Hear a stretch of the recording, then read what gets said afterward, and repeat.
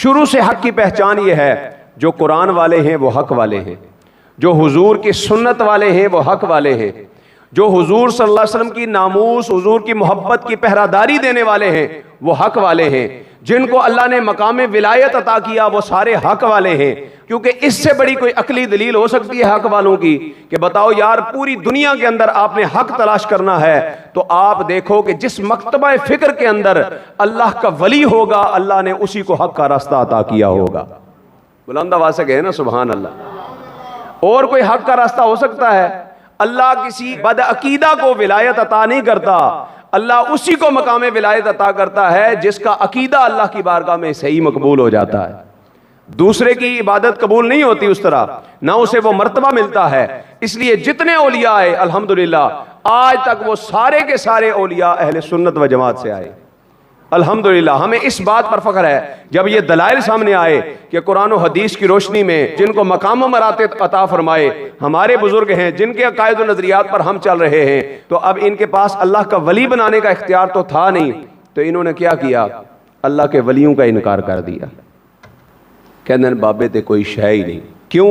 इसलिए बाबों को माना फिर तो हक साबित हो जाएगा, पता चल जाएगा कि इनके नजरियात ही बातिल हैं। आसान तरीका ढूंढ लिया कि बाबों का इनकार कर दो। और फिर हक की पहचान ये भी है कि अल्लाह तबारक व तआला ने जब भी नामूस रिसालत का काम लिया है, अल्लाह तबारक व तआला ने अहले सुन्नत व जमात के ही नौजवानों से तहफ़्फ़ुज़ ख़त्म नबूवत और तहफ़्फ़ुज़ नामूस रिसालत भी करवाया है। अल्लाह तबारक व तआला ने आज तक, आप हिस्ट्री उठा के देखें ना, हज़रत अबू बकर सिद्दीक़ रज़ियल्लाहु ताला अन्हु के ज़माने से लेकर आज तक गुस्ताखियाँ होती रहीं। पुरानी हिस्ट्रियाँ आप नहीं जानते तो पाकिस्तान की हिस्ट्री जान लें। गाजी आमर चीमा के बारे में पढ़ें, गाजी इल्मुद्दीन शहीद के बारे में पढ़ें, और गाजी नामूस रिसालत गाजी मलक मुमताज़ हुसैन कादरी शहीद रहमतुल्लाहि ताला अलैह के बारे में जान। ये सारे कौन से नज़रिया से ताल्लुक़ रखने वाले हैं? बताओ हो किसी मिर्जे के फालवर ने कभी नामूस रिसालत के लिए किरदार अदा किया हो? किसी ने नामूस रिसालत के लिए अपनी जान कुर्बान की हो? आज तक जिसने नामूस रिसालत के लिए जान दी है, नामूस रिसालत पर पहरा दिया है, वो वही हुआ है जिसको अल्लाह ने अकीदा हक अहले सुन्नत अता फरमाया है। मालूम हुआ जो बदअकीदा है उसको अल्लाह इंतखाब ही नहीं फरमाता। अल्लाह अगर नामूस रिसालत की पहरेदारी के लिए इंतखाब फरमाता है तो कभी मुमताज़ हुसैन कादरी का करता है, कभी खादिम हुसैन रिजवी का करता है।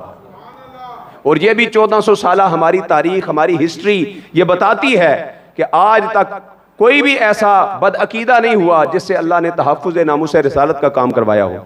अगर वो आलिम दीन निकला है तो शाह अहमद नूरानी बन के निकला है, अगर वो गाजी निकला है तो गाजी मुमताज़ हुसैन कादरी निकला है। कहते हैं जी फलां गाजी ने भी माफ़ी मांगी थी, फलां भी जो है वो डर गया था, फलां भी कांप गया था। हीले बहानों से ये जो गाजियान नामूस रिसालत हैं इनकी सीरत से भी नक्श निकालने की कोशिश की जा रही है। और कोई बात ना मिली तो गाजी इल्मुद्दीन शहीद रहमतुल्लाहि ताला अलैह, जिन्होंने 1929 के अंदर तहफ़्फ़ुज़ नामूस रिसालत के लिए अपनी जान कुर्बान की। आपने वाक़या तफसील से उलमा से सुना होगा। राजपाल खत्री ने हुज़ूर सल्लल्लाहु अलैहि वसल्लम की नामूस के खिलाफ एक किताब लिख दी और वो लाहौर से राजपाल खत्री ने उसे छापा तो अब लोगों के सामने आ गई और मुकदमा दायर हुआ। उस वक्त अंग्रेज का दौर था, अंग्रेज जज थे। राजपाल खत्री का केस पहले उस वक्त भी अदालत के अंदर गया, ऐसा नहीं कि किसी ने डायरेक्ट कानून जो है वो हाथ में ले लिया हो। उस वक्त भी जज के सामने फैसला गया और जज ने चंद महीनों की सजा देकर और कुछ पैसों का जुर्माना लगाकर उसके ऊपर सजा आयद कर दी और उसके बाद उसे रिहाई का आर्डर दे दिया। जब ये सूरत हाल बनी और चंद महीनों की सजा, चंद सालों की सजा और थोड़े से पैसे देकर वो रिहा हो गया, तो अब उसके ऊपर एक बार हमला हुआ। आशिकाने रसूल में से एक ने किसी हमला किया, वो बच गया। दूसरी बार हमला हुआ, उसको पुलिस प्रोटेक्शन मिल गई कि पुलिस ने उसकी हिफाजत करना शुरू कर दी कि कोई इसके करीब ना आए। तो अल्लाह तबारक व तआला ने जब काम लेना हो तो बेशक पंजाब का गवर्नर हो और चारों अतराफ 40-50 पुलिस वाले हों, जब अल्लाह तबारक व तआला ने किसी आशिक रसूल के हाथों से किसी गुस्ताखे रसूल को वासले जहन्नुम करवाना होता है तो अल्लाह तबारक व तआला इस्लामाबाद से ड्यूटी हटाकर लाहौर में लगवा दिया करता है और मुमताज कादरी शैतान तासीर के पास भी पहुंच जाता है और 27 गोलियां मारकर उसे वासले जहन्नुम भी कर दिया करता है। दब के आंखों यार सुभान अल्लाह। हुजूर की नामूस की बात आ रही है, आशिक बोले सुभान अल्लाह। आका दो आलम सल्लल्लाहु अलैहि वसल्लम की नामूस पर पहरा दिया। और गाजी नामूस रिसालत गाजी इल्मुद्दीन शहीद रहमतुल्लाह तआला अलैह को पता चला तो आपने अपनी अम्मा जान से कहा मुझे 4 रुपए चाहिए। हमेशा 2 रुपए महीने के लिए लेने वाला बच्चा आज 4 रुपए क्यों मांग रहा है? कहा अम्मा जी बस मुझे ज़रूरत है। लेकिन वो इताअत शार फर्मा बरदार औलाद थी, तो फर्मा बरदार बेटा अगर वालिदैन से कुछ मांगे तो वालिदैन दे देते हैं। इनकार उसी के लिए किया जाता है जो नाफरमान होता है, पता होता है ये कोई गलती किसी काम में जो है वो लगाएगा, इसलिए पूछा जाता है हाँ कहाँ लगाएगा। लेकिन जो फर्मा बरदार होता है उसे बगैर पूछे भी दे दिए जाते हैं। पैसे लिए और बाजार से जाकर चाकू खरीदा और खरीद कर फिर राजपाल खत्री की दुकान पर गए और दुकान में जाकर उससे पूछा तेरा नाम राजपाल है? उसने कहा हाँ मेरा नाम राजपाल है। कहा क्या तूने ही वो रंगीला रसूल किताब लिखी है? उसने कहा मैंने लिखी है। तो गाजी साहब ने यहाँ छुरा छुपाया हुआ था वहां से निकाला और फिर उसके सीने में वार करना शुरू किया, यहां तक कि उसके सीने को उसके दिल को छलनी किया और उसे वासले जहन्नुम कर दिया। दब के आखो सुभान अल्लाह। और जड़े इत्थे बह के सुभान अल्लाह नहीं कह सकते किसी गुस्ताखे रसूल वासले जहन्नम की करनगे, दब के आखो सुभान अल्लाह। हाँ उनकी हिम्मत है ना कि उन्होंने जाकर उससे वासले जहन्नुम किया और फिर खुद थाने में चले गए और जाकर आपने आपको अरेस्ट करवा दिया कि मैंने राजपाल खत्री को वासले जहन्नुम कर दिया है। अल्लाह अकबर। आज गाजी नामूस रिसालत गाजी इल्मुद्दीन शहीद रहमतुल्लाह तआला अलैह के हवाले से प्रोपेगेंडा किया जाता है। ये जो आपका जेलम का प्लम्बर है, जब प्लम्बर लोग दीन सिखाना शुरू करें तो फिर ऐसा ही होगा। जब आप उलमा से दीन नहीं सीखेंगे तो फिर ऐसे ही नजरियात आपको मिलेंगे। कहीं से बीबीसी की जो है वो न्यूज़ निकाली गई, कहा जी ये देखें जी वो रिपोर्ट जो है वो शाया कर दी गई और इस रिपोर्ट के अंदर मौजूद है कि गाजी इल्मुद्दीन शहीद रहमतुल्लाह तआला अलैह ने तो इनकार कर दिया था कि मैंने चाकू भी मारा है, मैंने चाकू लिया है, हर जगह नो नो लिखा हुआ है। मैंने कहा पाकिस्तान बनने से पहले का वाकया है और जब पाकिस्तान बना है आप पाकिस्तान की हिस्ट्री देखें, हिस्ट्री ऑफ पाकिस्तान उठाकर देखें तो आपको पता चलेगा जब मुल्क बना है तो उसके बाद जब रद्दोबदल हुआ है तो हिंदुस्तान के दफातर में यहां काम करने वाले जितने भी हिंदुस्तानी थे, जितने भी हिंदू थे, यहां से जाते हुए वो हमारा सारा दफ्तरी निजाम उलट पुलट करके चले गए थे। तो जब सारा निजाम तरम बरम हो गया और कई महीने लग गए वापस दफ्तरी निजाम दुरुस्त करने में, तो वो अंग्रेज सिर्फ इनके लिए एक वो डॉक्यूमेंट संभाल के गए थे, एक वो डॉक्यूमेंट संभाल के गए थे जिसके अंदर गाजी साहब ने इनकार किया था। अरे कायदे आजम रहमतुल्लाह तआला अलैह गाजी साहब के पास जाते हैं और गाजी साहब से पूछते हैं ए इल्मुद्दीन तू एक बार कह दे कि मैंने गलती से इसे मारा है, एक बार तू इनकार कर दे कि मैंने जोश में आके कत्ल कर दिया, तुझे तख्ता-ए-दार से बचाना मोहम्मद अली जना का काम है। गाजी इल्मुद्दीन शहीद रहमतुल्लाह तआला अलैह कुर्बान जाए उनके जज्बे पर। गाजी इल्मुद्दीन ने कहा कायदे आजम यही काम मेरी निजात का जरिया है, मैं इनकार कैसे कर सकता हूं, सरेदार भी पुकारूंगा कि मैंने नबी के गुस्ताख को कत्ल किया है, क़यामत वाले दिन भी कहूंगा मैंने कत्ल किया।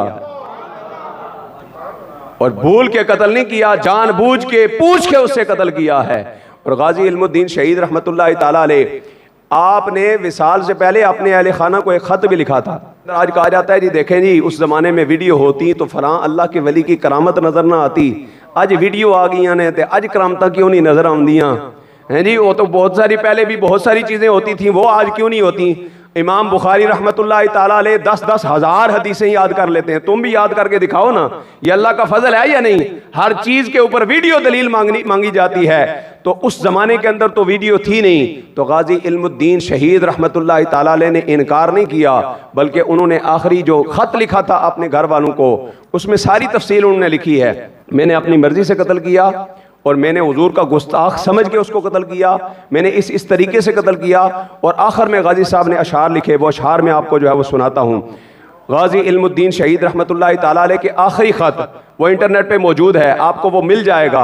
उसके आखिरी अशार में से मैं 2-3 अशार पढ़ता हूँ, आप ये सुनकर खुद फैसला करें कि ये अशार लिखने वाला क्या कह सकता है कि मैंने उसको कत्ल नहीं किया या मुझे छोड़ दिया जाए, मैंने जो है वो गलती से मारा, या ऐसी कोई बात हो सकती है। ये गाजी साहब का अपना लिखा हुआ खत है और आज भी उनके खानदान वालों के पास मौजूद है। कोई जानना चाहता हो तो उनके घर वालों से रब्ता किया जा सकता है। गाजी साहब ने क्या लिखा, आप फरमाते हैं कसम रब दी बंदा ना नाल कोई, कहते कसम रब दी मेरे नाल और कोई भी नहीं सी, कसम रब दी बंदा ना नाल कोई, मदद दीती अल्लाह जलाल मैनू। कसम रब दी ना बंदा नाल कोई, मदद दिती अल्लाह जलाल मैनू, खंजर मारिया हुक्म रब दे नाल, खंजर मारिया हुक्म रब दे नाल, ए हुई दिल विच मुराद मैनू, ओही दिल विच मुराद मैनू, यानी यही तो ख्वाहिश लेकर गया था। खंजर मारिया हुक्म रब दे नाल, ए हुई दिल विच मुराद मैनू। और इल्मुद्दीन मियां डरना मौत तो नहीं, इल्मुद्दीन मियां डरना मौत तो नहीं, चंडे नबी दे नाल प्यार मैनू। ताजदारे खत्म नबुव्वत, ताजदारे खत्म नबुव्वत। ये शेर लिखने वाला क्या आपको लगता है कि वो डर के गया होगा? उन्होंने तो बाकायदा जो है वो इस शेर के अंदर बता दिया। आज भी वो खत महफूज है। लिहाजा गाजी इल्मुद्दीन शहीद रहमतुल्लाह ताला अलैह ये वो हस्ती हैं कि जिनका केस लड़ने के लिए अल्लामा डॉक्टर मोहम्मद इकबाल रहमतुल्लाह ताला अलैह ने बाकायदा इल्मुद्दीन डिफेंस कमेटी जो है वो तरतीब दी थी कि इस कमेटी के तहत अंग्रेज का राज है तो हमें चूंकि फंडिंग की भी जरूरत होगी, भारी वकील करने पड़ेंगे। उस जमाने के अंदर भी ज़ाहिर फीसें देनी पड़ती थी, तो इन अंग्रेजों को यहाँ लड़ने के लिए वकीलों को पैसे देने पड़ेंगे। वो चाहते थे कि किसी तरह गाजी इल्मुद्दीन शहीद रहमतुल्लाह ताला अलैह को तख्ता-ए-दार से बचा लिया जाए। और डिफेंस कमेटी के मेंबर थे अल्लामा इकबाल। तो अल्लामा इकबाल रहमतुल्लाह ताला अलैह एक मरतबा कायदे आज़म रहमतुल्लाह ताला अलैह के पास गए कि हमें इस कमेटी के लिए फंड चाहिए, गाजी साहब को हमने रिहा करवाना है। तो कायदे आज़म रहमतुल्लाह ताला अलैह आप जो है वो कोई ना कोई लिख कर फंड दे देते, लेकिन कायदे आज़म मोहम्मद अली जिन्ना रहमतुल्लाह ताला अलैह ने अपनी चेक बुक निकाली और चेक बुक निकाल कर ऐसे अल्लामा इकबाल के सामने रखी और अल्लामा इकबाल रहमतुल्लाह ताला अलैह से फरमाया, अगर आप किसी और मकसद के लिए आते, किसी और मकसद के लिए फंड मांगते तो मैं सोच समझ कर कोई लिख कर आपको देता, लेकिन आपने गाजी नामूसे रिसालत, नामूसे रिसालत की तहफ़्फ़ुज़ करने वाले उस मर्द मुजाहिद की हिमायत के लिए फंड मांगा है। ये चेक बुक आपके सामने है, जितना चाहते हैं आप लिख दें, कायदे आज़म आपको दे देगा। ये कायदे आज़म रहमतुल्लाह ताला अलैह और अल्लामा इकबाल ने किरदार अदा किया है। और फिर जब गाजी नामूस रिसालत गाजी इल्मुद्दीन शहीद रहमतुल्लाह ताला अलैह चकवाल के अंदर मियाँ वाली के अंदर आपको सजाए मौत सुनाई गई, वहाँ पे जो है वो तख्ता-ए-दार आपको नसीब हुआ और वहीं पर आपकी तदफीन कर दी गई। और फिर 15-20 दिन के बाद बड़े उलमा ने, कायदे आज़म और दीगर बुजुर्गों ने मेहनत करके कोशिश करके उनको वहाँ से निकलवा कर वापस जो है वो उनके आबाई इलाके के अंदर तदफीन करवानी थी, तो वहाँ से निकाला गया। आज साइंस कहती है कि 3 या 4 दिन के बाद अगर किसी कब्र के अंदर तदफीन शुदा दफन किए हुए इंसान की लाश को निकाला जाए तो वो सड़ गल जाती है, लेकिन 15 या 20 दिन के बाद इल्मुद्दीन शहीद रहमतुल्लाह ताला अलैह की मैयत को निकाला गया है, तो ये साबित हो गया कि ज़मीं मैली नहीं होती, ज़मन मैला नहीं होता, मोहम्मद के ग़ुलामों का कफन मैला नहीं होता। जिस्म उसी तरह तरोताज़ा है और उसको लाया गया। और लाहौर के अंदर उस वक़्त पूरे लाहौर की आबादी सिर्फ 3 लाख थी, 3 लाख पूरे लाहौर की आबादी थी, लेकिन गाजी इल्मुद्दीन का जनाजा उठा है। टीवियों का ज़माना भी नहीं, मोबाइलों का ज़माना भी नहीं, अखबारों का ज़माना था। खबर कहीं से चलती थी तो कई कई दिनों के बाद पहुंचती थी, ख़त कहीं से चलता था तो कई महीनों के बाद पहुंचता था, तार कहीं से चलती थी तो हफ्तों बाद वहां पर पहुंचा करती थी। लेकिन गाजी का जनाजा निकला है तो आशिक का जनाजा है। जरा धूम से निकले, महबूब की गलियों से जरा घूम के निकले। अल्लाह तबारक व तआला ने उम्मत मुस्तफ़ा के सीनों तक जो आशिकाने मुस्तफ़ा की मोहब्बत पैदा की थी, गाजी इल्मुद्दीन शहीद का जनाजा उठा है तो टोटल आबादी लाहौर की 3 लाख थी, लेकिन उस जनाजे के अंदर 6 लाख आशिक रसूल बंदा पहुंचा है।